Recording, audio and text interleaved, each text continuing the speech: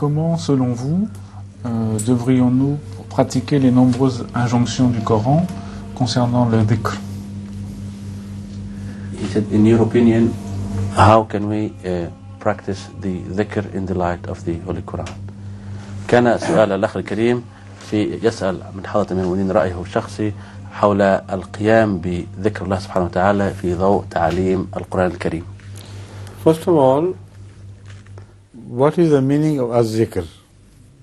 Without understanding it, how can you perform it?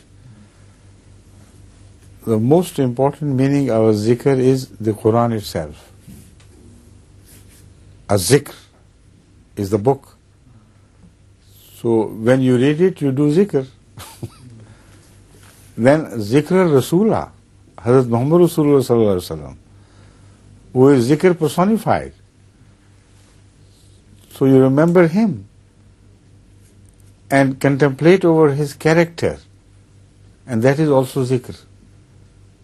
Because he had lost his own self in the love of God so completely that when you look at him, you look at some attribute of God is displayed in him, as best as it can be displayed in humans. So this is the true zikr. The other azkar, which people have made, Sufis have done, they are just, an attempt on their part. You cannot condemn the attempt, but whatever is short of these two azkar, less than that, is definitely not the zikr which the Holy Quran reminds you of. The best zikr is the Quran. The best manifestation of the zikr, living manifestation, is Hadhrat Muhammad Rasulullah sallallahu alaihi wasallam. So read the Quran, contemplate on it, and you do zikr. Love Hadhrat Muhammad Rasulullah sallallahu alaihi wasallam and try to understand his attributes, his habits, why he did that, why he did that, why he did not do that, and so on and so forth. Try to read things underneath his sayings, the profound wisdom, which is in every expression which he made, every statement which he made. So then you will be led to God, because he is wasila, and zikr is wasila. So when you do this zikr, then of course you get closer to God. And another wider meaning of zikr is الَّذِينَ يَذْكُرُونَ اللَّهَ قِيَامًا وَقُعُودًا وَعَلَى جُنُوبِهِمْ وَيَتَفَكَّرُونَ فِي خَلْقِ السَّمَاوَاتِ وَالْأَرْضِ. The Holy Quran has explained itself the meaning of zikr in the general terms. Those who love God, and when you love somebody, only then you do this zikr which is mentioned in the Quran here. If you fall in love with somebody, you keep thinking of him and trying to mention him somehow.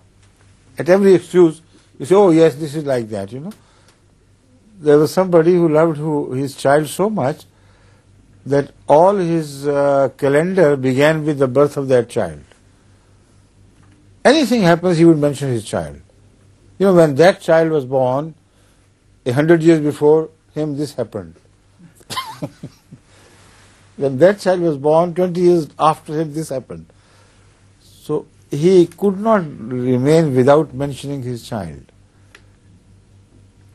And some people cannot remain without mentioning their fathers and forefathers in their glory. So the Holy Quran also speaks of this.